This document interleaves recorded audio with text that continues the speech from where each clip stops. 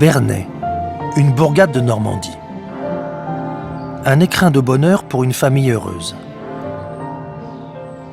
Jeune artiste déjà renommé, André Mare a 29 ans et vient de s'installer avec Charlotte, son épouse, et leurs 2 enfants, Michel et Anne-Françoise.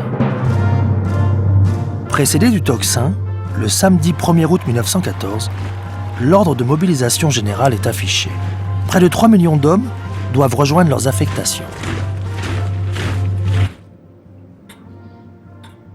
Au matin, le conscrit André Mare quitte la maison familiale de Bernay. À sa femme Charlotte, qui le regarde partir, il promet d'écrire le soir même.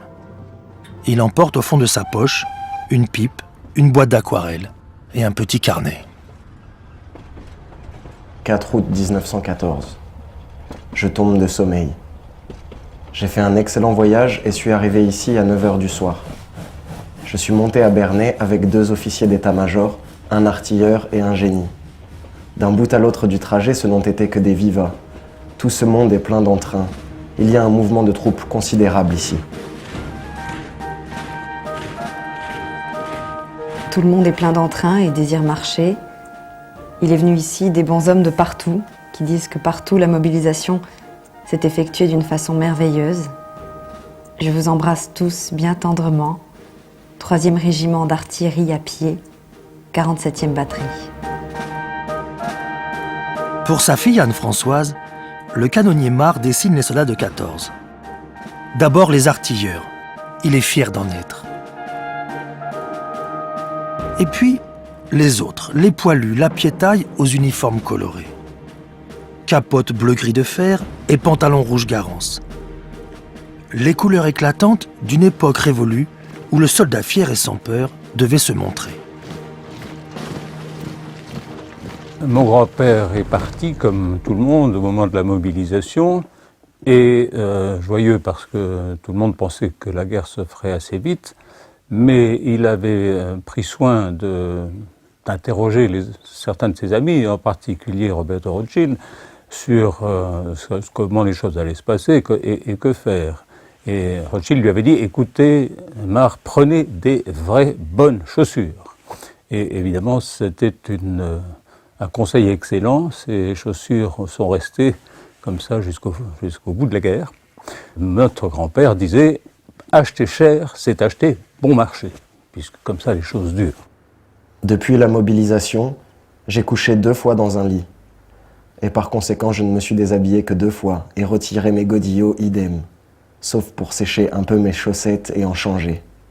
Dans l'active, je n'avais jamais porté le sac, mais je sais maintenant ce que ça pèse. La paille est un lit délicieux. Sous un canon, on dort très bien. Quand il pleut, c'est désagréable, mais le pire est de coucher dans un poulailler. On se gratte toute la nuit. Couché dans la paille, André pense sûrement à sa jeunesse normande. Quand avec Fernand Léger, inséparable potache, il se rêvait artiste. Ils partagent ensemble un atelier à Paris. Et quand André épouse Charlotte, son amour d'enfance, Fernand l'ami fidèle est évidemment le témoin. Puis, les 2 amis participent au scandale artistique de la maison cubiste. À ce moment-là, Mare était déjà un artiste connu, il faisait partie d'un groupe avec les frères Duchamp, avec d'autres peintres comme Glaise, Metzinger, Picabia. Et ils inventaient une forme de cubisme qu'Apollinaire a appelé le cubisme à la française. C'était des gens joyeux, doués, inventifs, et ils se sont tous trouvés éparpillés. La guerre sépare les amis. Fernand Léger suit son régiment vers l'Est, quand André prend la route du Nord. Les Allemands ont envahi la Belgique, c'est la bataille des frontières. Un rendez-vous avec l'enfer. Et puis voilà qu'ils montent dans le Nord, qu'ils arrivent à Hirson, et là, c'est terrible. C'est le choc, il croit qu'il va mourir. Il est tout d'un coup confronté à l'horreur de la guerre, à la mort, et aussi à une humiliation. C'est-à-dire que les Français sont obligés d'évacuer Hirson, poussés par les Allemands. À peine arrivé sur les lignes de tir, ils tombent par milliers. En général, on meurt sur le coup. Un obus est arrivé au milieu d'un groupe de 3 hommes qui se tenaient un peu à l'écart. On n'en a rien retrouvé qu'un képi.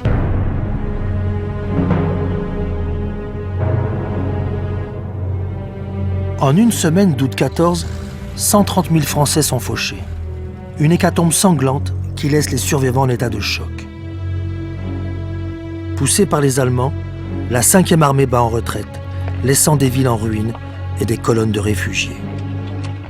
Paris est menacé, la 47e batterie de Mars est affectée au Tremblay. Il faut protéger la capitale. Depuis quelques jours que nous n'entendons ni ne voyons plus le canon, nous sommes retombés dans la vie de caserne avec toutes ces imbécilités. Il se voulait artilleur, c'est une pelle qu'on lui donne. L'artiste se rêve héros. Il est réduit au terrassement. L'artilleur Mars creuse pour les remblais, pour les emplacements des pièces, ou encore pour le passage des Décovilles, ces trains miniatures qui acheminent les munitions aux premières lignes. Une pelle pour faire la guerre. La déception est terrible.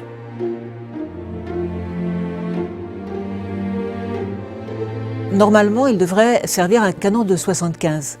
Donc il étudie toutes les façons de travailler. Il fait dans son carnet des dessins montrant qu'il étudie vraiment la façon d'être pointeur et de tirer. Il n'attend que ça.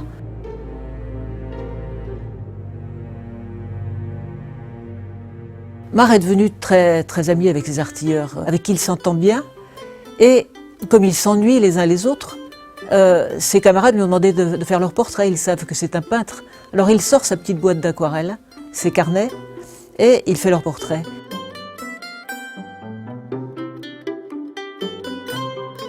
Je vais toujours bien et rien de nouveau. Je continue à faire quelques gueules de camarades pour conserver quelques souvenirs de la guerre. N'ayant rien à écrire d'intéressant, je dessine un peu. En ce moment, nous commençons à nous préoccuper du réveillon. Nous avons déjà des œufs, du saucisson, des sardines et de la salade. Il nous faut encore 2 poulets, quitte à nous les procurer à la baïonnette. Pour le liquide, ce n'est pas difficile à trouver. S'il y a une messe, nous irons. Je t'envoie dès aujourd'hui mes meilleurs souhaits de Noël et de bonne année pour toi et les enfants. Et soyez aussi patients que moi.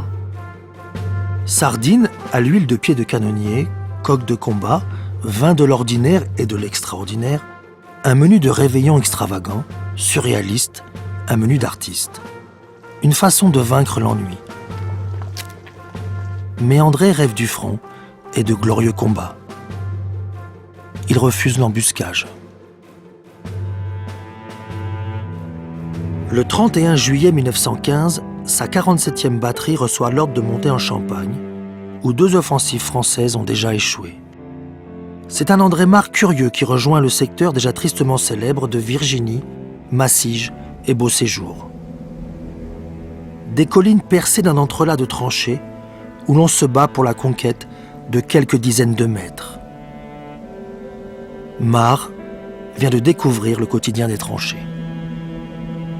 Il n'y a qu'une chose vraiment désagréable, ou 2 plutôt, la pluie et les rats.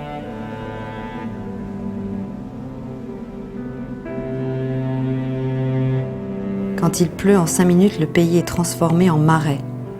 Comme il faut 5 minutes de soleil pour la sécher. Cette boue colle et on traîne 10 kilos à chaque pied.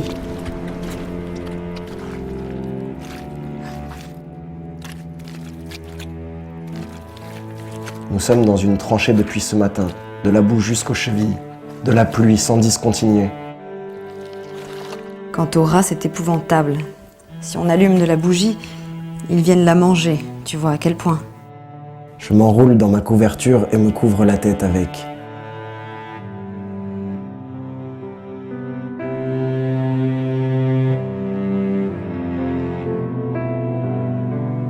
J'ai déjeuné aujourd'hui sous un sapin aux branches duquel pendaient les boyaux et la main d'un bonhomme.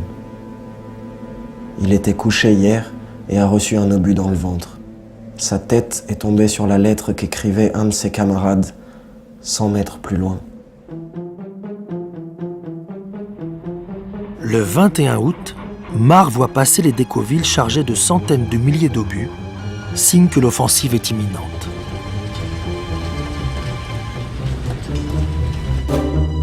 Dans la vallée, les bouches d'acier de centaines de canons crachent la mort. Encore une fois, c'est armé d'une pelle qu'André voit ses camarades tomber. Sous un déluge de fer, le général Joffre lance 300 000 hommes dans un vain assaut frontal pour briser les lignes allemandes. 28 000 hommes sont tués et 60 000 sont portés disparus. Marre inscrit dans son carnet: le prix de cette hécatombe, 2 km sur 20 de large conquis.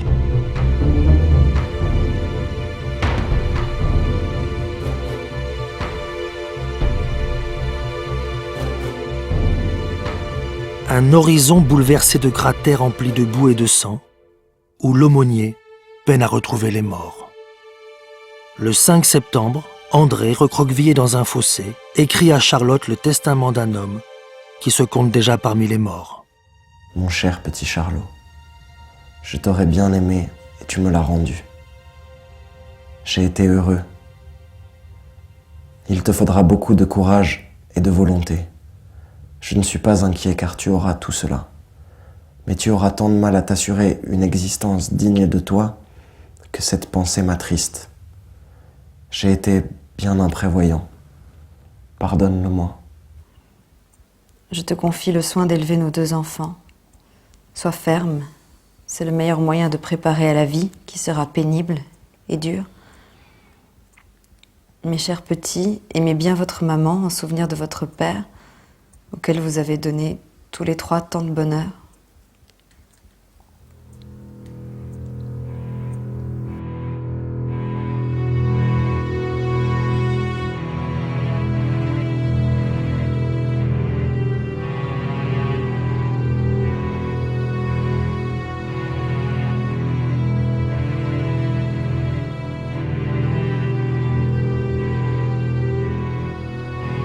Dans une terre remuée jusqu'aux entrailles, on creuse des fosses communes. Les morts qui ont encore un nom sont alignés sous des croix de bois. Marre, bouleversé au passage d'un corbillard accompagné de femmes en noir, se dessine sans yeux, sans regard. Pourtant, l'artiste se veut témoin, reporter. Collées sur les pages de son carnet, ces photos disent l'horreur au jour le jour.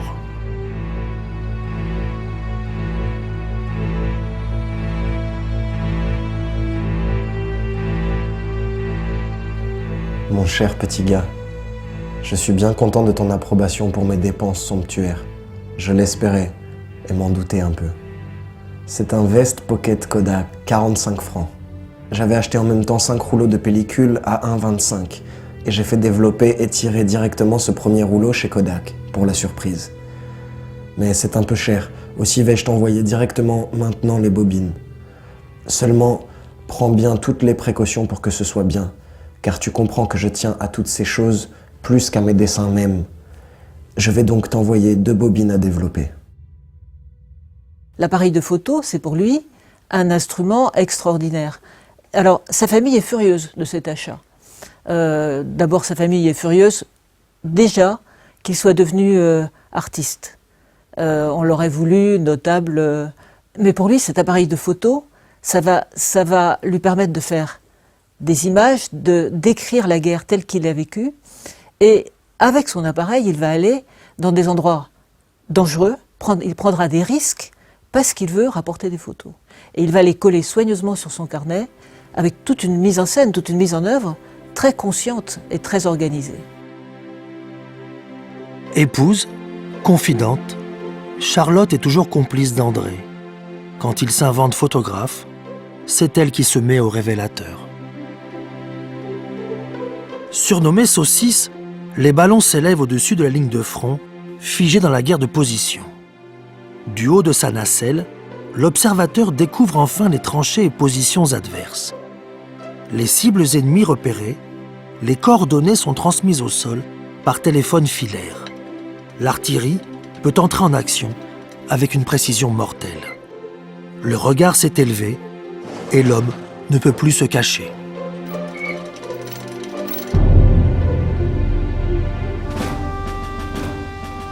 Alors, aux ateliers d'Amiens, la riposte s'organise. Par ordre du quartier général, le 4 août 1915, le peintre Guérand de Sévola voit sa requête acceptée.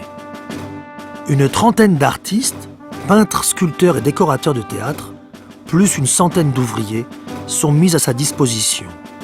La section des camoufleurs est née, première unité de camouflage de toutes les armées du monde. Première mission de cette unité, cacher le front aux yeux ennemis. Rouleaux de raffia, bâches teintées sont produits par kilomètres entiers. En quelques semaines, routes et paysages sont habillés de rubans de mousseline et de pans de raffia tressés. Quand la section de camouflage est créée, on lui trouve tout naturellement un emblème, c'est le caméléon. Le caméléon, ce petit animal qui est capable de changer de couleur, enfin qui est censé changer de couleur en fonction de l'espace sur lequel il se déplace. Donc les camoufleurs seront chargés de changer les paysages, de changer aussi la couleur des objets pour les cacher. Tout se cache, tout se transforme. Escamoter les rails, effacer les dépôts, dissimuler les batteries. Le front apprend à se cacher du ciel. Marc voit dans le Petit Messager, qui était un journal de tranchée, un texte qui lui apprend l'existence du camouflage, d'une section de camouflage.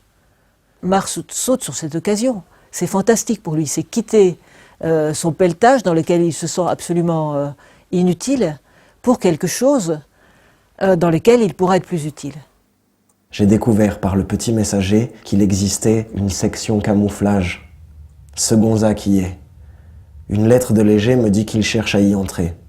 Ça consiste à faire des fleurs et des paysages sur les canons et les voitures, et peindre les chevaux blancs. Je vais aussi essayer d'y aller. Je crois que tu ne penseras pas que c'est par crainte de rester ici. J'y ai vu tout ce qu'on pouvait voir. J'ai même risqué beaucoup plus que je n'aurais dû, par curiosité, et par crainte de partir sans avoir rien vu. À bientôt, mon cher petit gars. Je t'embrasse bien tendrement, ainsi que les petits. Ton vieux André.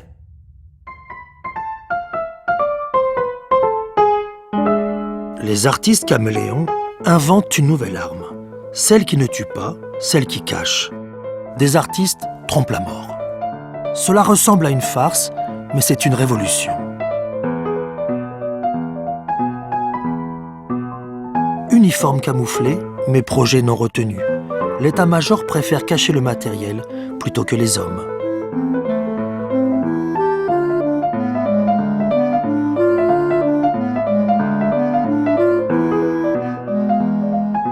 Cadavre de plâtre couvrant la taupinière d'une guérite blindée.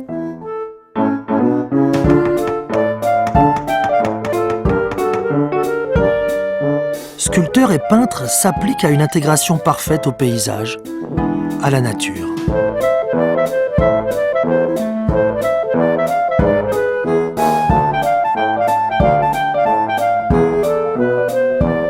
Trompe-l'œil en tout genre, et comme il faut voir sans se montrer, les périscopes sont dissimulés au creux de piquets de barbelés.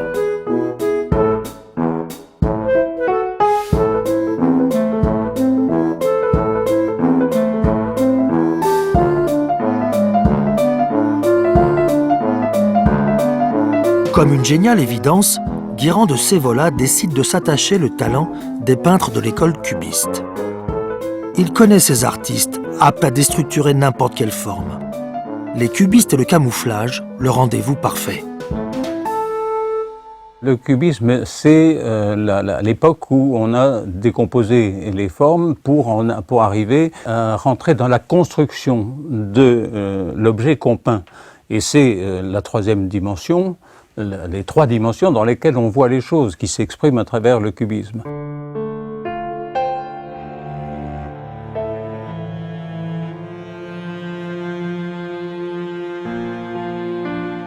Les cubistes vont, avec leurs aplats de peinture, décomposer des objets pour les cacher.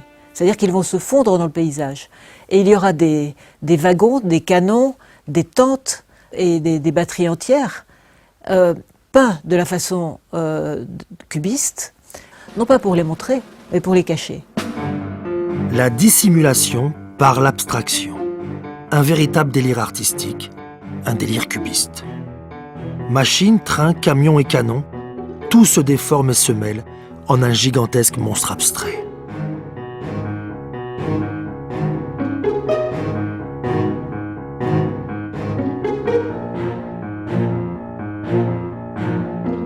Moderne, la guerre de ce nouveau siècle est devenue cubiste.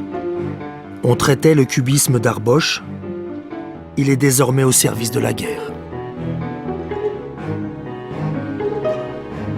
Camailleux de brun, d'ocre, de gris, de vert, teintent de la nature pour s'y diluer, une illisibilité pour se fondre dans l'invisible. Au cœur de son carnet, Mars peint, recomposé avec couleur et aplat.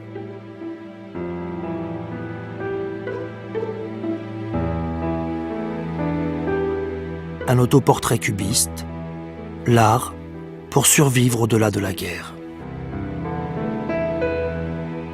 Guirand de Sévola n'a pas oublié les talents du décorateur et peintre cubiste André Mare. En décembre 1915, il l'invite à rejoindre ses caméléons. C'est une troupe de joyeux drilles qu'il retrouve avec plaisir.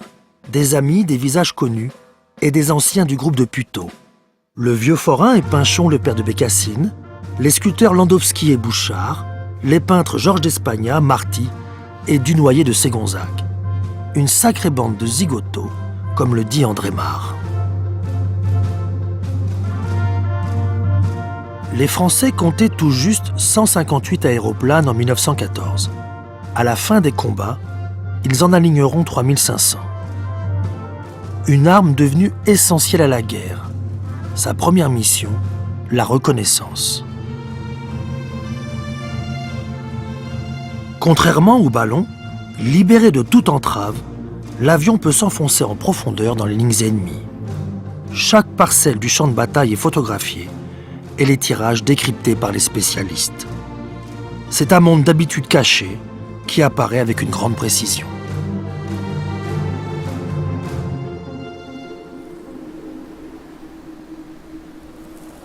Pour Mare, le camouflage n'est pas un embuscage. Direction la ligne de front pour sa première mission. Je crois que j'ai une belle cote ici, à en juger par les missions dont on me charge. Je vais demain faire une aquarelle d'un arbre qui se trouve à 150 mètres d'ébauche. On ne confie pas ça à tout le monde. Le camouflage, c'est d'abord l'étude, l'observation pour une intégration parfaite au paysage.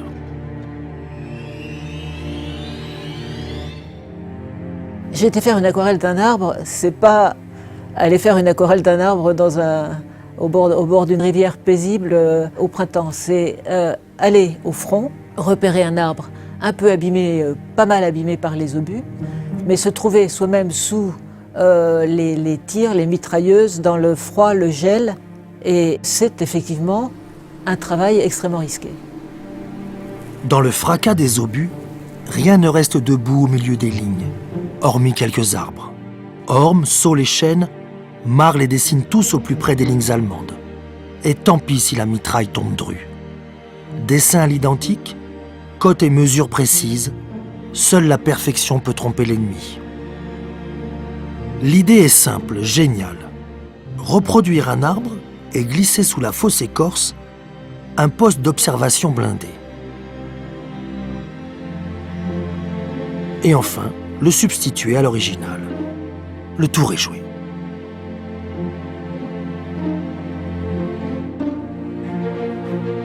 Installé au cirque de Châlons, l'atelier des caméléons est une piste aux merveilles. Ici, tout est possible. Faux canons, bustes de carton, faux en tout genre. Mais le chef-d'œuvre des artistes faussaires, c'est l'arbre de tôle. Le faux arbre qui abrite une guérite pour un observateur. Quelques vraies branches sont rajoutées. L'illusion est parfaite.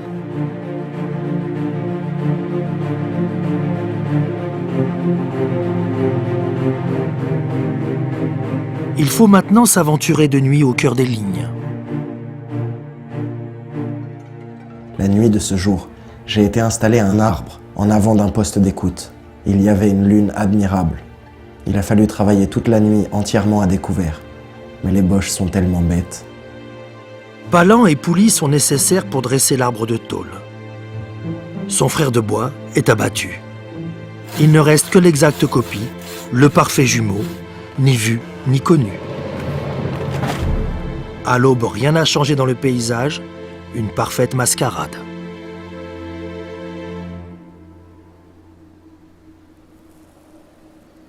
En mars 1916, André Marre, devenu expert escaméléon, est détaché auprès des Britanniques comme instructeur camoufleur au Special Work Service. Les roast beef, une découverte pour Marre qui apprécie le folklore autant que l'accueil.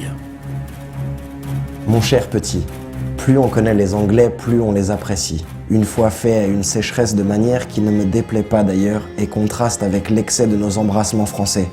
Ce sont des gens extrêmement courtois et prévenants. Les égards que l'on a envers moi, dans le fond, m'amusent follement. Je suis présenté comme capitaine Marre et j'accepte cela très sérieusement. Mais c'est énorme. J'ai mon costume que j'ai fait faire Horizon, voulant avoir l'air le plus possible français parmi ces Anglais. Il était très content d'être chez les Anglais, en particulier parce qu'il avait enfin un costume qui était plutôt digne de lui, et qui sinon était dans des vareuses de soutiers. Et comme il était très attaché aux belles choses, évidemment, avoir un costume dans un beau tissu, c'était quand même autre chose. Pour le dandy caméléon, il est temps de retrouver le front. Direction Ypres, la ville martyre. 19 mars. Le général nous a amenés à Ypres. Après le lunch avec Russell, le lieutenant camoufleur anglais, avons visité la ville et fait chacun un dessin que nous avons été obligés d'écourter un peu vu le bombardement.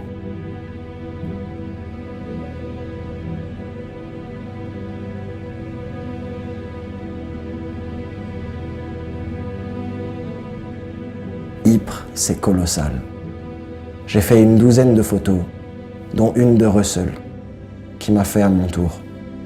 Ah, tout de même, j'ai une sacrée veine de pouvoir faire du tourisme comme ça.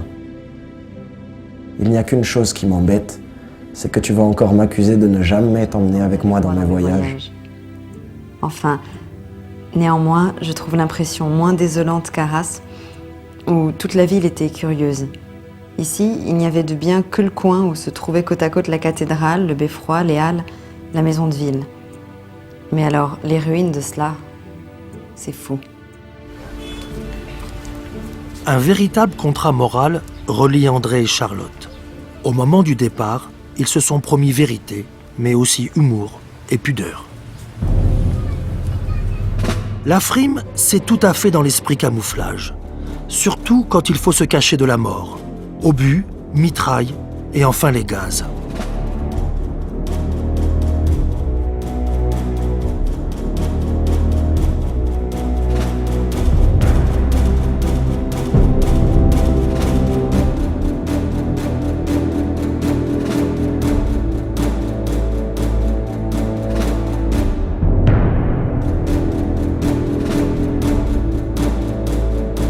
Le champ de bataille, un enfer boueux arrosé d'hypérite. Des nuages funestes enveloppent les hommes et le paysage. Un linceul vaporeux et mortel. Le gaz moutarde atteint les hommes jusqu'au fond des tranchées.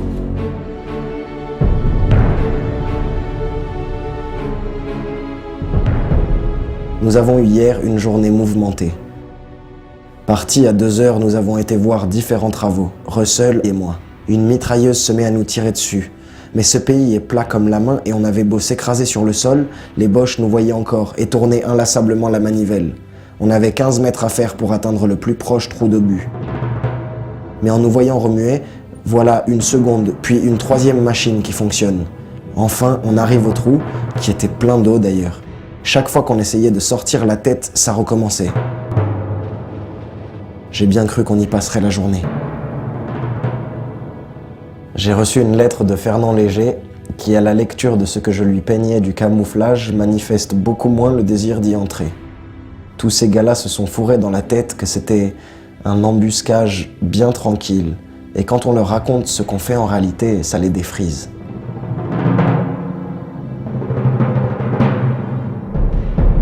Pour tous les gens qui te demanderont des renseignements pour le camouflage, tu n'as qu'à répondre ce que je t'ai écrit, en leur ajoutant que ce n'est pas du tout ce qu'ils pensent, mais le plus beau truc possible pour se faire casser la gueule, ce qui ne manque pas de vérité. André.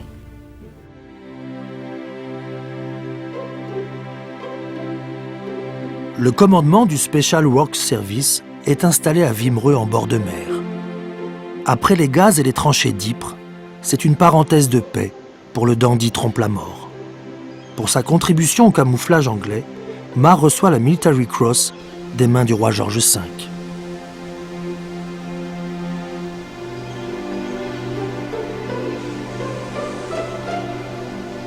Je suis resté 4 heures, couché dans l'herbe, à 120 mètres au-dessus de l'eau. Mon nez dépassait le bord de la falaise. Les bonnes gens sur la grève étaient gros comme des rats et l'eau faisait un tout petit bruit sur les galets.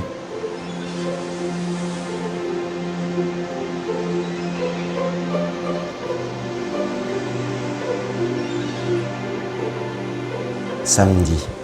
La vie devient ici de plus en plus agréable et mondaine. J'ai encore dîné hier soir chez Mancet, qui, outre sa femme, a reçu aussi 2 très jolies belles sœurs qui se sont à marier. Je flirte très consciencieusement avec mon élégante professeure de golf. Tout ça, c'est pourri d'argent. Et de la clientèle à plumer plus tard. Je t'embrasse bien fort, André.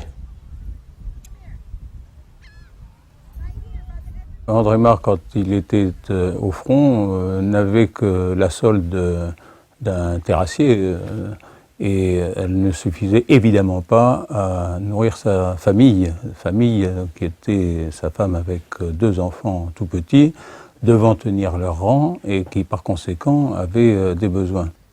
Envoie coucher tous ces gens qui réclament de l'argent et demande à la veuve Fournerie si elle croit que la guerre est moins longue pour moi. Si elle insiste, promets-lui de ma part 12 balles dans la peau ainsi qu'à ton boucher. Il disait, mais non, c'est pas possible, ces gens qui sont à l'arrière, qui gagnent de l'argent en faisant du commerce et qui n'ont aucun respect, en fait, pour ceux qui sont à l'avant, mal payés et qui risquent leur vie. Et pour lui-même, il était fumeur de pipe et il avait besoin de tabac, donc il demandait à Charlotte de lui envoyer du tabac, des petites choses quotidiennes.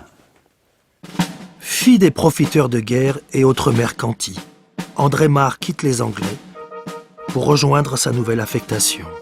La bataille de la Somme est imminente et elle promet d'être terrible. Le premier jour des combats, les Anglais perdent 20 000 hommes.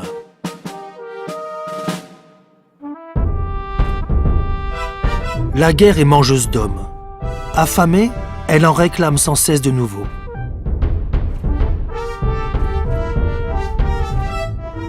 « 92 bataillons de tirailleurs sénégalais, 160 000 hommes entrent dans la danse. La force noire est envoyée vers les premières lignes et la danse tourne au drame. Près de Biache, il n'y a plus de tranchées, ou presque. Dans le bois et dans les champs d'avoine qui l'entourent, les cadavres ne sont pas encore enlevés.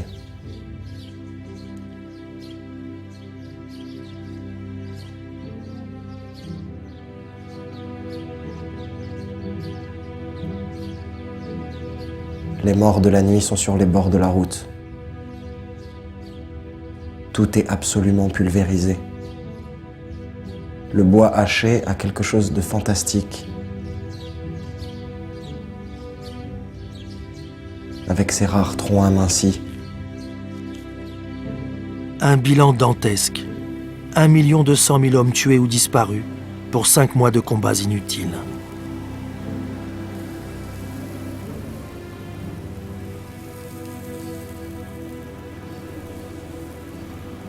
Collées sur les pages du 5e carnet, les photos des squelettes d'arbres. Les morts agonisants d'un paysage assassiné. 4 janvier. Mon chéri, je pars demain passer 1 mois dans les tranchées. J'ai 76 observatoires à placer avant le 29 janvier. Le mieux est de demeurer sur place, c'est-à-dire en première ligne, si je veux arriver à tout faire.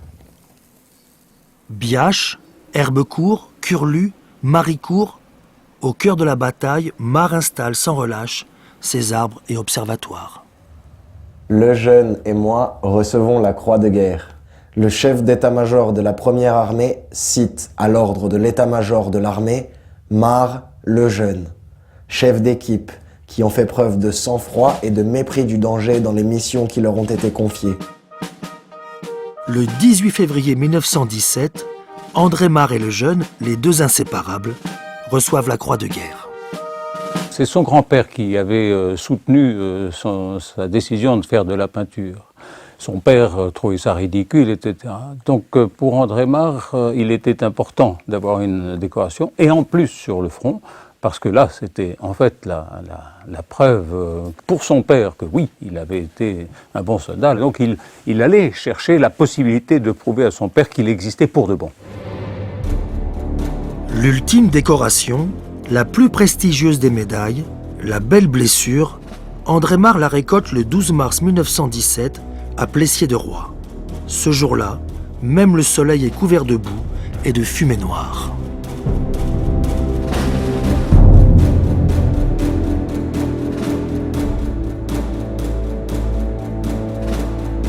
Voilà comment mon accident est arrivé. Nous débarquions, 3 officiers, mon camarade Boucher, un homme et moi, de la camionnette où était notre matériel. Nous nous mettons en marche, j'étais entre mes 2 camarades. Je sens un coup violent au cou et un autre plus faible à la jambe. Je fais un tour sur moi-même et je suis tombé sur le cul. Mes camarades m'ont relevé et en m'aidant de leurs bras, j'ai marché jusqu'au poste de secours à 400 mètres de là.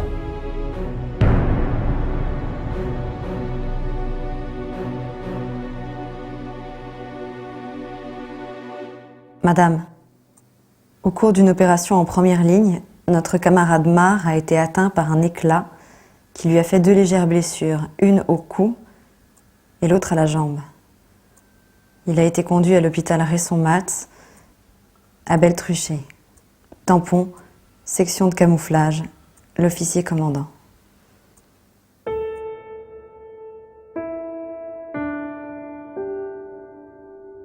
Ces blessures sont pour moi la plus grande joie de cette guerre, parce que j'aurai tout vu, et enfin parce que je n'aurai plus à avoir cette demi-gêne que j'éprouvais toujours devant un fantassin. Il a, comme beaucoup de soldats à cette époque, une certaine culpabilité d'être encore vivant. Il raconte un jour qu'il voit le regard des femmes qui accompagnent un cercueil et qui est presque un regard de reproche.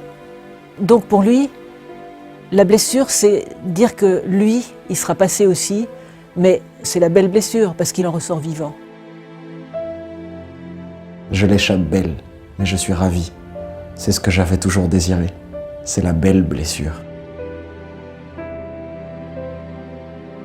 Ma chère amie, cette image est la juste représentation de mon moral. Ma satisfaction ne s'arrête pas. J'ai eu la visite du général hier, celle du patron des notabilités de la maison aujourd'hui. Je suis proposée pour quelque chose. Cette veine. Allez, brave Boche. La ville de Noyon, un havre de paix au milieu des ruines.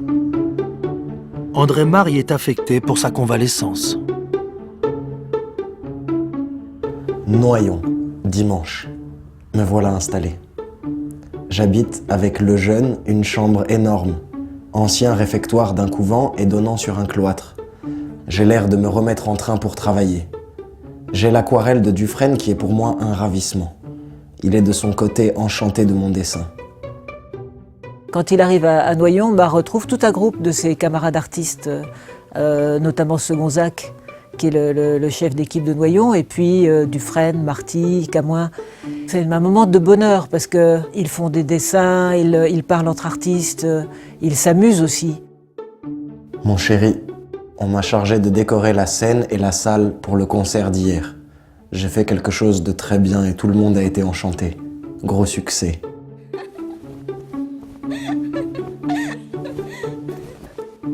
Pétain est venu 1 heure. Il a une gueule admirable. Pétain, qui a remplacé Nivelle, le boucher du chemin des dames, est apprécié de la troupe. Habile, il vient de rétablir le régime des permissions. Une permission de 10 jours pour André, c'est bien court. Vendre quelques dessins et prendre des contacts pour préparer l'avenir. André Marre profitait de ses permissions pour travailler un maximum. Il dessinait, peignait, faisait des projets, etc. Il n'arrêtait pas, il était d'une activité incroyable, avec une pléthore d'envie, de curiosité et par conséquent de rencontres avec toutes sortes de gens et toutes sortes de situations.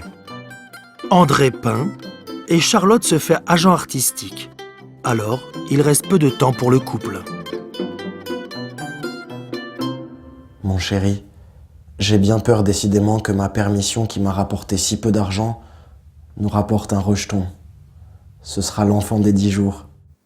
Et pourtant, on n'a guère fait ce qu'il fallait pour ça, à peine le nécessaire. Mon chéri, eh bien puisque ça y est, et prenons-le gaiement. Je souhaite seulement que tu ne sois pas trop souffrante et que cela ne te fatigue pas trop. Je l'appellerai François. Il s'appelle Louis Hébert, un enfant souffreteux qui ne vivra guère longtemps. Après le désastre de Caporetto et la percée des troupes austro-allemandes, l'armée italienne est au bord de la déroute en Vénétie. 11 divisions franco-britanniques sont envoyées à leur secours. Les camoufleurs et André Marre sont du voyage. Mon chéri, nous faisons le voyage le plus extraordinaire et le plus imprévu qui soit. Tout à fait camouflage et dans des conditions de confort vraiment magnifiques. Pour la gueule, c'est princier. Le compartiment est plein de bouteilles. On s'est procuré un coq qui restera célèbre. Le vin du pays est délicieux. Une semaine de voyage pour une balade tout à fait camouflage. Quand on l'envoie en Italie, Marre est considéré comme un des camoufleurs les plus compétents. On est après la défaite de Caporetto. Les choses vont très mal en Italie. Il est chargé, avec quelques autres, d'enseigner le camouflage aux Italiens et de leur permettre de remonter la situation. Dans les montagnes dénudées d'Italie, pas question de planter des faux arbres. Le travail des camoufleurs se limite à cacher les voies d'accès. C'est une armée italienne démoralisée que Marre observe. L'armée italienne est belle et très bien équipée. Mais le commandement est détestable. Les officiers ne sont jamais avec leurs hommes et restent dans les villes de l'arrière. Les tranchées sont tenues seulement par les sous-officiers. Jamais de relève et une nourriture détestable. Ils meurent de faim. Voilà une des causes du désastre. Au début, il a l'impression de tomber dans un décor, de quelque chose de pas sérieux. Et puis peu à peu, il commence à apprécier le caractère des Italiens, jusqu'à dire en fin de compte, ils ont bien raison de ne pas tellement s'intéresser à la guerre, leur pays est tellement beau et leur art est tellement magnifique que je les comprends.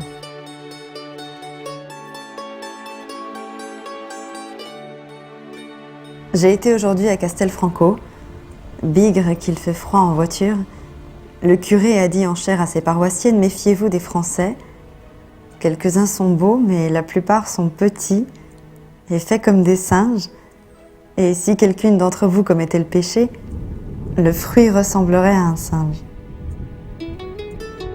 Le travail au Laboratorio di Maceramento, le camouflage italien, laisse du temps. Alors Marre, le caméléon, se fait touriste. La lumière, les femmes et Venise, un triptyque parfait pour un artiste. Je viens de passer 2 jours à Venise et je craignais une déception. Mais c'est bien au-dessus de tout ce qu'on en peut lire ou voir. Tant d'imbéciles ont passé par là qui n'ont vu que le côté joli. C'est bien autre chose. Boussingault et moi, nous sommes sur le cul.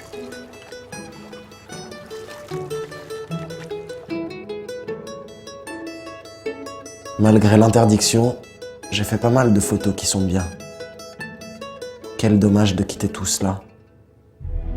Les Allemands se ruent vers Paris quand tout bascule avec l'arrivée des troupes américaines.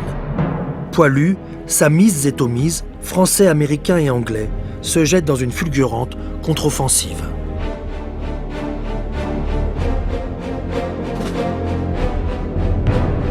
La guerre est sortie des tranchées. On court derrière plus de 1000 tanks. Les avancées rapides du front rendent impossible et inutile le travail des camoufleurs.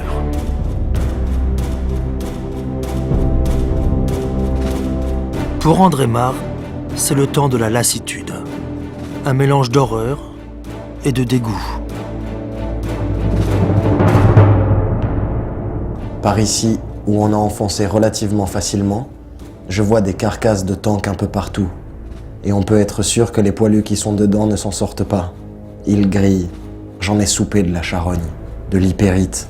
On ne peut même plus chier tranquille sans risquer de se faire poisser les fesses par cette saleté-là. Et de toutes les autres cochonneries quotidiennes.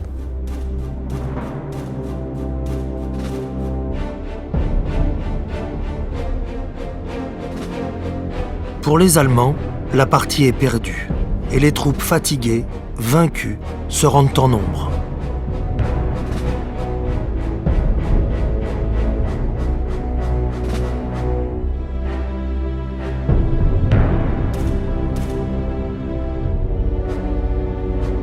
Comme à son habitude, Marre, l'artiste témoin, est aux premières loges. Il assiste le 9 novembre aux prémices de l'armistice.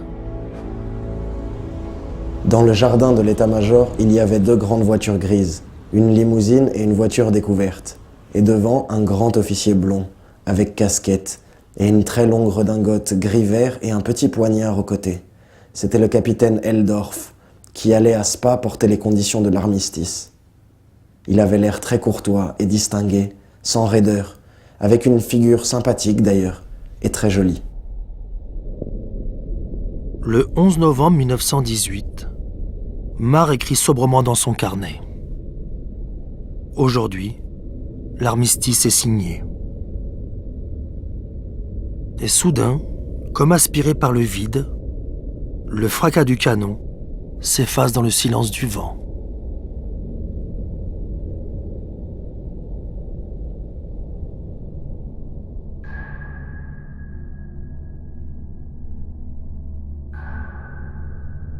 Aujourd'hui, la guerre c'est fini. C'est tellement étonnant que ça écrase. Ça écrase.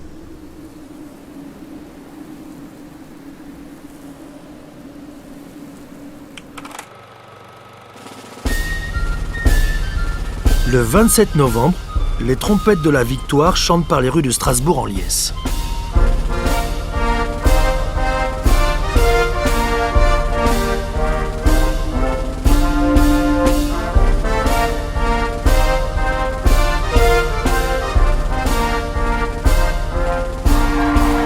Le maréchal Foch parade en vainqueur, sabre au clair. Marre jette un dessin rapide au crayon. La dernière page de son ultime carnet, le numéro 10. Les carnets, le testament d'un artiste, un soldat caméléon.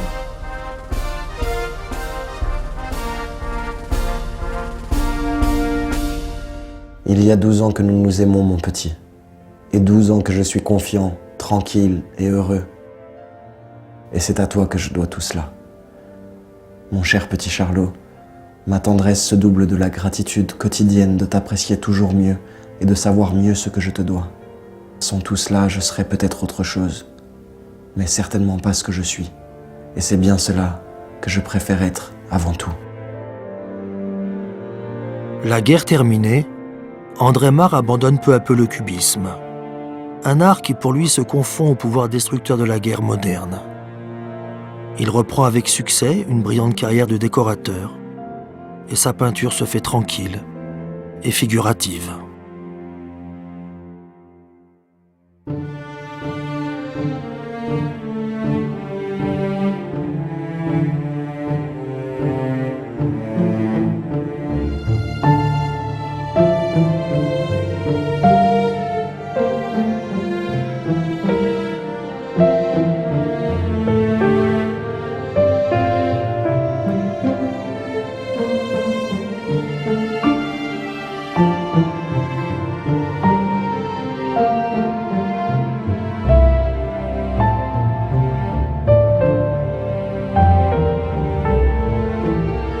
Merci.